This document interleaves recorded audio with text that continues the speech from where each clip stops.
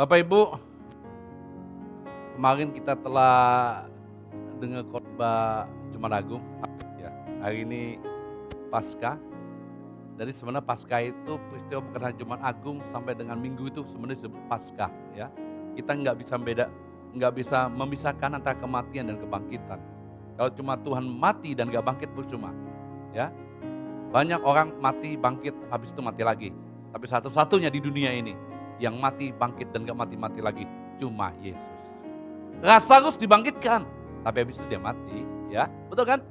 Banyak mungkin nabi-nabi lain di muka bumi ini merasa hebat, dia bangkit dari kematian. Habis itu mati lagi, haleluya. Tapi Tuhan yang kita sembah di dalam Kristus Yesus bangkit, gak mati-mati lagi, langsung naik ke surga. Aminnya cuma satu, haleluya. 10, haleluya. Bapak Ibu, Tuhan tuh bisa berbicara kepada kita lewat apa aja.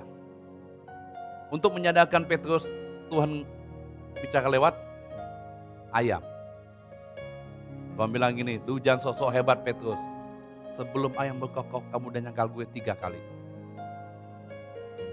Tuhan bicara kepada Nabi Bileam lewat kuda, lewat keledai. Karena dia berusaha mengutuki orang Israel. Bayangin keledai yang menghalangi dia, ya, lewat keledai. Apalagi?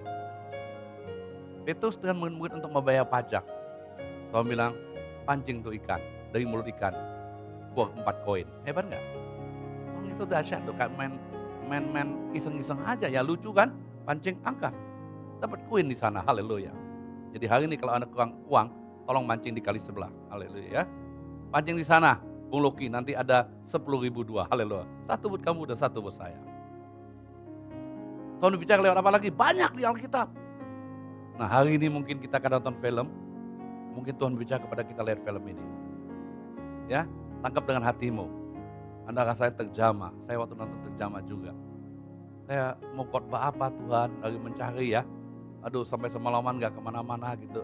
Ini diambil dari kitab Yohanes 20 ya. Terus Anda baca sampai 21. Kita akan menemukan beberapa hal di sini. Kita melihat Nikodemus itu orang Farisi, ahli agama. Dengan Yusuf Arimatea, itu juga orang kaya yang punya pengaruh. Dua-duanya anggota Sanhedrin. Kalau sekarang itu anggota dewan. Mereka berdua mengikuti Yesus secara diam-diam. Karena itu bisa berpengaruh sangat besar.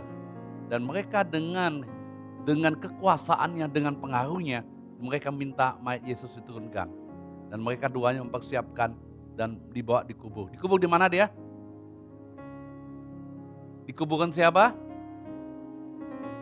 Itu punya Yusuf Arimatea. Kuburan khusus buat keluarganya. Garentum kalau kita di Israel sekarang ya. Gede, besar, dan luar biasa. Ya, dipinjamin. Yesus staycation 3 hari 3 malam. 3 hari 2 malam ya. Staycation, haleluya. Mungkin kalau zaman sekarang, sup, gue boleh pinjam gak? Gue cuma 2 malam doang di kuburan kamu. Haleluya. Dia kaya, dia luar biasa, punya pengaruh, bisa melayani pekerjaan Tuhan. Dan mereka persiapkan bahkan mempersembahkan kuburannya untuk dipakai untuk Yesus. Kalau Anda pergi ke Israel, samping gak jauh dari sana ada kuburan Yusuf Arimatea. Sangat sederhana. Harusnya dia kan bisa pakai kan? Karena Yesus sudah gak ada di situ. Tapi dia gak mau menggunakannya. Karena saya yakin, dia pikir gini, aku gak layak pakai kuburan itu. Orang yang mengerti tentang Tuhan, orang yang mengalami kebangkitan di dalam Kristus, dia tahu Tuhan segalanya. Seperti Petrus ngomong gini, engkau tahu segalanya Tuhan. Engkau tahu kedalaman hatiku, bagaimana aku menyerahkan hidupku untuk memuliakan engkau.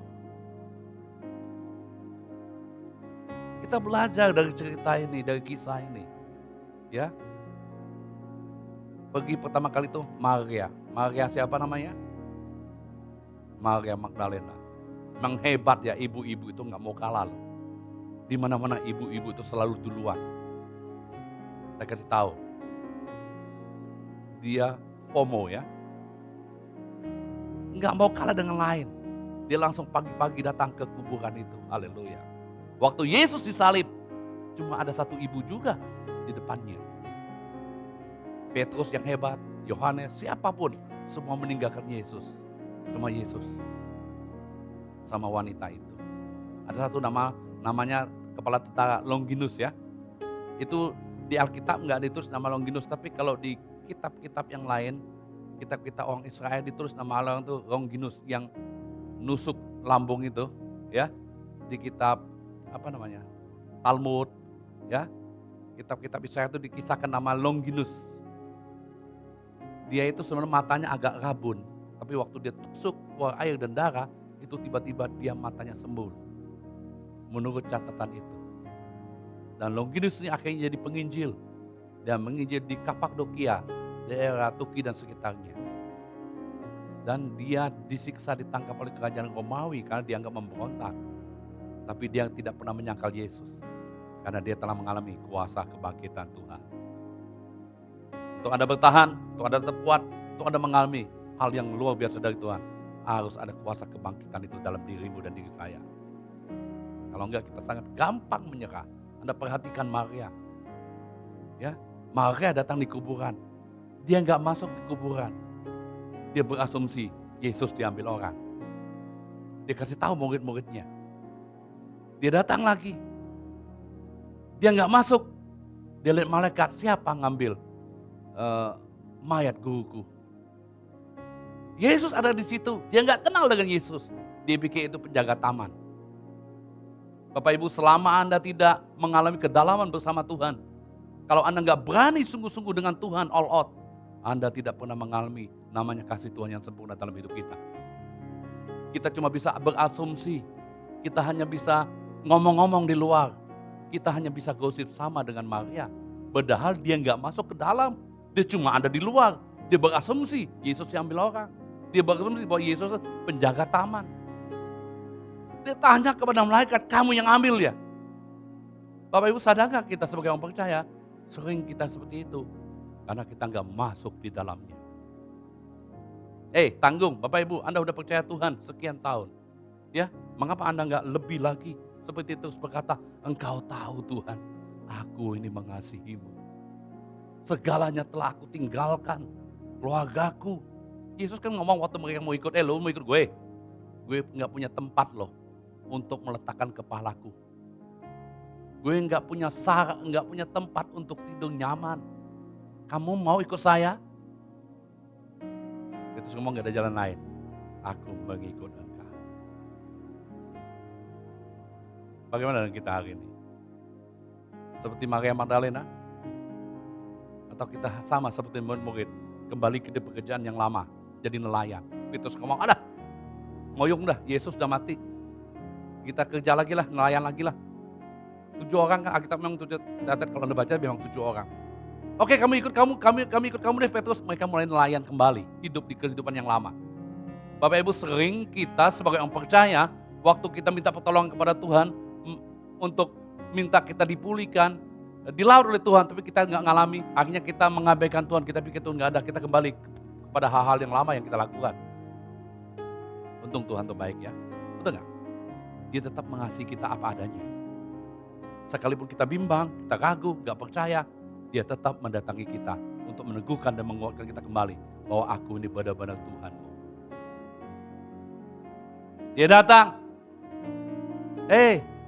ada ikan gak? Gak ada. Lempar ke kanan, ajak makan. Haleluya. Kalau kita cuma ada di garis pantai, kalau kekristenan kita Kristen pantai, banyak sampah.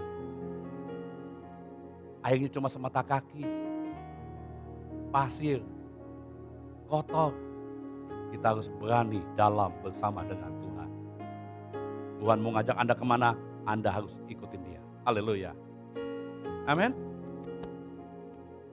Saya kemarin ngomong cerita-cerita ya. Ada 4 grup orang. Grup pertama adalah yang cuma cerita hal-hal gosip. Haleluya. Ya, kelompok pertama adalah orang-orang yang suka cerita tentang gosip.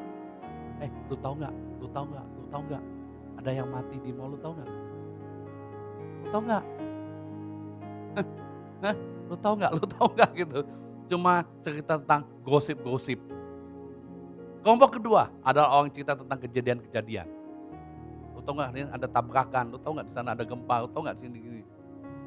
Kelompok ketiga adalah orang cerita tentang ide. Bagusnya gini, bagusnya gini. Tapi kelompok keempat adalah orang yang melakukan ide itu. Orang yang eksekusi. Haleluya. Tanya ke kanan, kamu kelompok yang mana? Hah?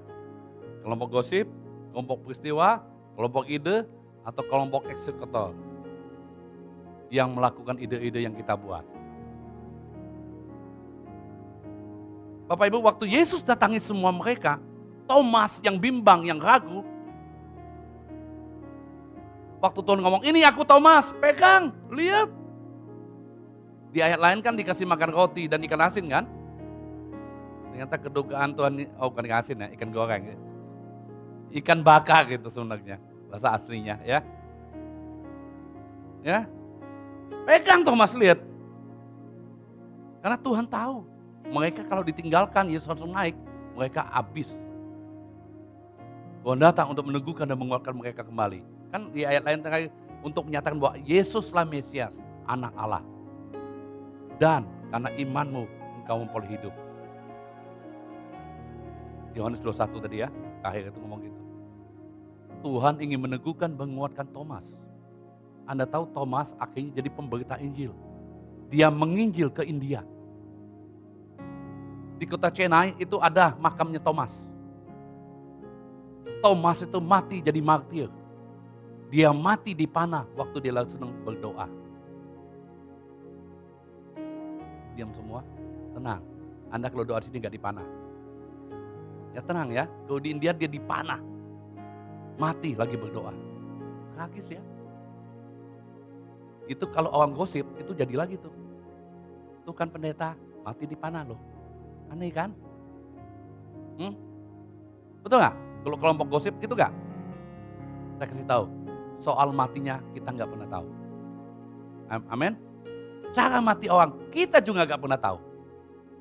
Kapan orang mati, kita juga gak tahu. Waktu itu bukan di kita, waktu itu ada di Tuhan. Tuhan yang memegang waktu hidup kita. Amin. Petrus apa lagi? Petrus sampai Tuhan tanya 3 kali. Kesel nggak kalau kita ditanya 3 kali? Hah? Pak Albert ditanya Ibu Deborah. Yang apa? Hani ya. Hani kan? Hani, apakah kamu cinta kepadaku? Iya. Ya kan? Sekali. Kalau gitu jangan lupa jual obat yang banyak. Kedua, Hani, apakah kamu mencintai aku? Iya. Ya. Jangan lupa bikin bakmi. Ya kan? Yang ketiga, Hani, apakah mencintai aku? Kamu itu mulu ditanya. Sama kayak gitu ya. Betul gak? Petrus ngomong, akhirnya ungkap, Tuhan kamu tahu semua isi hati aku. Tuhan ingin mendengar langsung perkataan kita, apakah kita sungguh-sungguh mengasihi Dia. Anda tahu Petrus matinya di mana? Petrus waktu itu lari dari kota Roma, karena kota Roma sedang dibakar. Dia pergi meninggalkan Roma untuk menyelamatkan diri. Waktu dia pergi meninggalkan Roma di tengah jalan, dia lihat satu titik dari jauh, titik kecil. Tiba-tiba titik kecil jadi besar, muncul seperti Yesus dalam penglihatan dia. Tuhan tanya, Petrus mau kemana? Petrus langsung berbalik lagi ke kota Roma. Maka itu dia ditangkap. Karena waktu Roma dibakar itu, kerajaan Roma menyatakan bahwa yang bikin masalahnya orang Kristen. Ini gagal orang Kristen, bukan. Dia mengkambingkan orang Kristen. Waktu Petrus kembali ke kota Roma, dia ditangkap. Dan Petrus disalib terbalik. Karena dia tahu Yesus disalib begini, dia kepala di bawah, kaki di atas. Ya, Pak Albert mau coba silakan. Kan belum kan, kemarin kan gitu doang kan, tahun depan disalib terbalik Pak.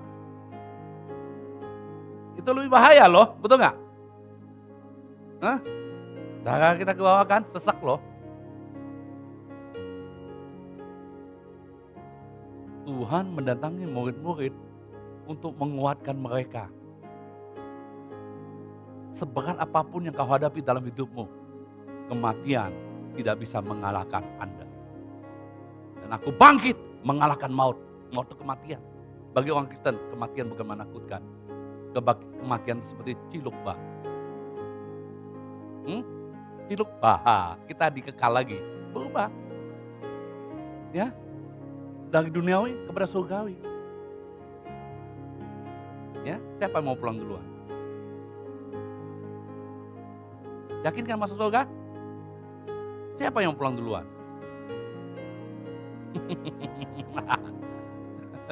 Belum ya, belum Tuhan, haleluya. Woi Yuli hebat alasan lo. Johan, tugas masih banyak.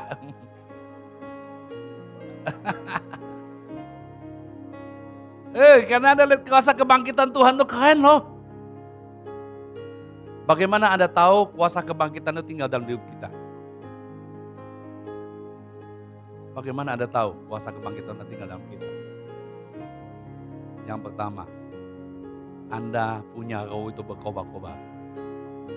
Anda punya kerinduan yang luar biasa untuk memuliakan Tuhan dalam segala aspek hidupmu.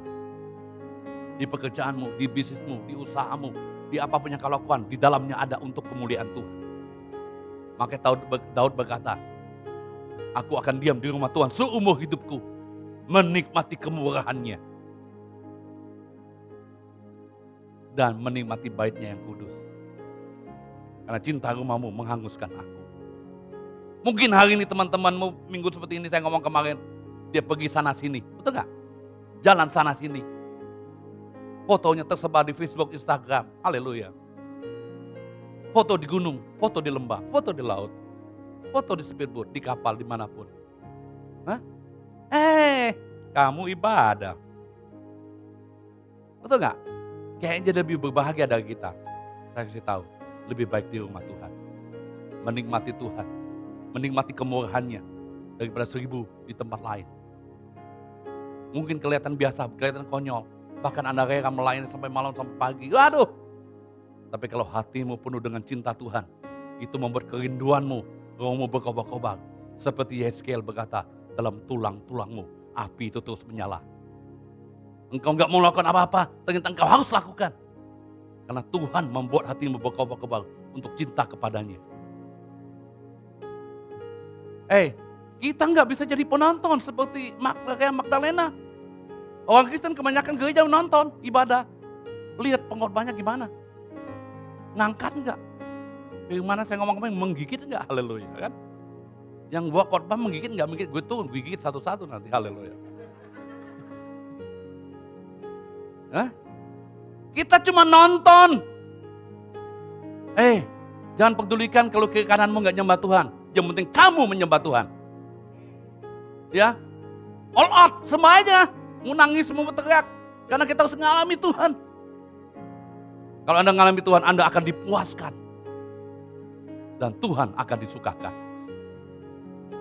Karena kesukaan Tuhan, kepuasan Tuhan, kepuasan manusia, itu hanya satu yang bisa lakukan, yaitu penyembahan.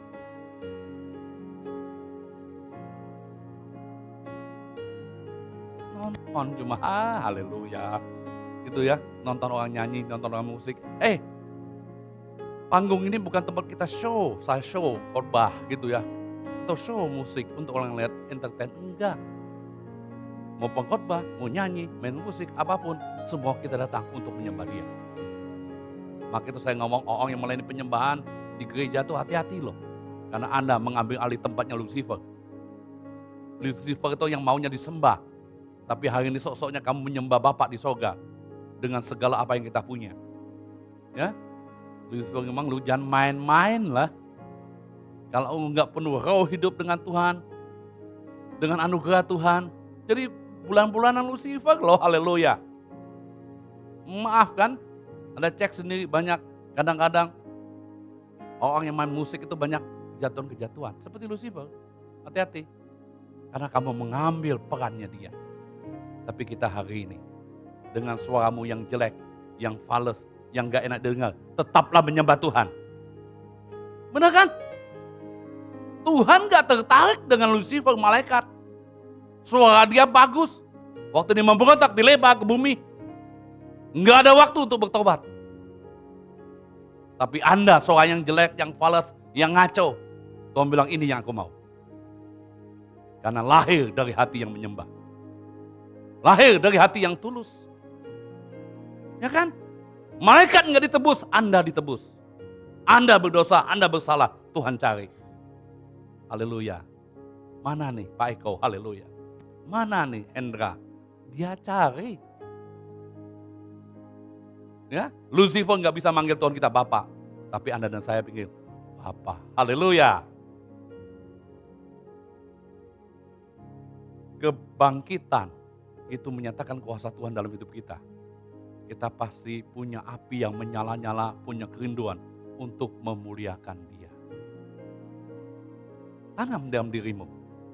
Ya, sehari-hari ini, 2 khotbah ini, saya mau kita menyadari bahwa Tuhan itu benar-benar Tuhan.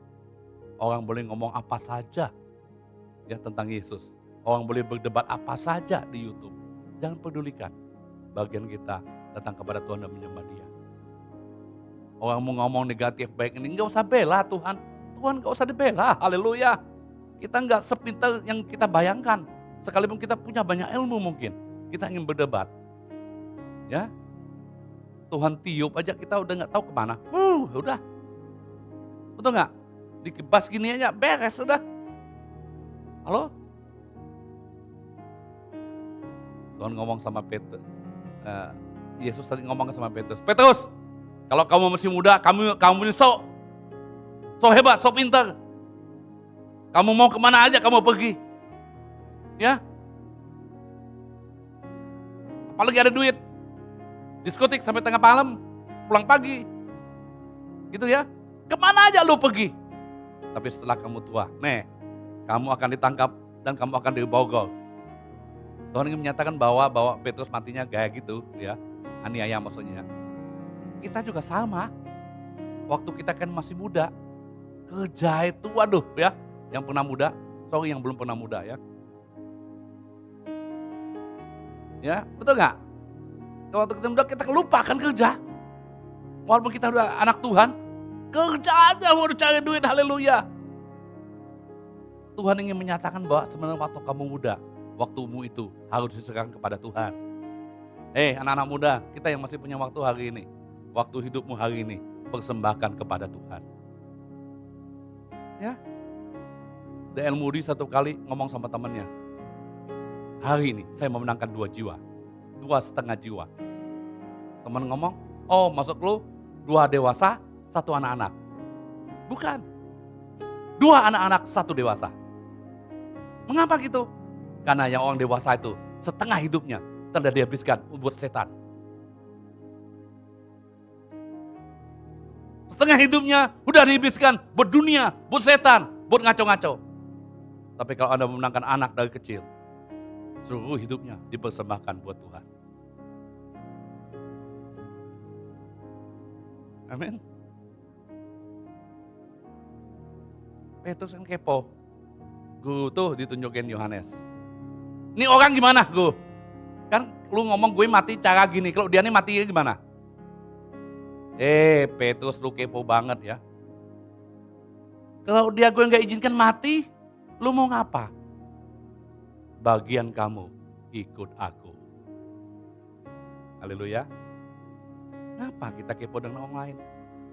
Dia datang holy atau tidak? Datang komsel atau tidak, ibadah atau tidak, menyembah atau tidak. Oke, memang kita telepon dia, ajak dia, betul nggak? Ya, kalau dia nggak, itu bukan bagian kita. Bagian kita mengikut Tuhan dengan serius. Terus bagian kamu tuh ikut gue, nggak usah tanya tentang Yohanes, nggak usah tanya tentang Nathanael, nggak usah tanya tentang Bartolomeus. Bagian kamu ikut saya. Ya, jadi Pak Hendrik Lim kalau orang tanya, kok kamu nggak fitness malam? Nggak usah tanya gitu, bagian lu ikut Tuhan, haleluya. Ya, bagian kita ikut Tuhan, nggak usah kepo dengan yang lain. Kita udah dewasa semua. Kalau Anda tahu Yesus mati bagimu dan kuasa kebangkitan tinggal dalam dirimu, waduh, Anda akan berlari-lari untuk berjalan bersama dengan Tuhan. Ya, Anda nggak takut membayar apa yang harus Anda lakukan buat pekerjaan Tuhan. Enggak akan ada hitung-hitungan soal waktu, soal uang, soal pengorbanan. Karena semuanya telah dibayar oleh Tuhan dalam hidup ini. Maka itu kata tetelestai itu, tetelestai artinya sudah selesai. Ternyata kata itu dipakai dalam perdagangan, militer, dan pengadilan. Katanya sama. Kalau dalam perang tetelestai aslinya, perang sudah dimenangkan. Haleluya. Dalam bisnis, utang sudah lunas. Dalam pengadilan, dosa sudah diampuni. Kata itu kita miliki hari ini. Kita telah menang dalam medan perang apapun. Nomor 2 yang amin. Kita telah menang dalam medan perang apapun. Kita telah dibebaskan hutang. Kita telah diampuni segala dosa kita. Tetelestai, sudah selesai. Pak Agung bukan tete yang di sana ya. Bukan di Pengalengan ya. Ya Pak Eko ketawa nih. Janjian dengan Pak Agung bahaya nih. Iya. Apalagi ada David di belakang Pak, hati-hati. Kita dikit lagi ya.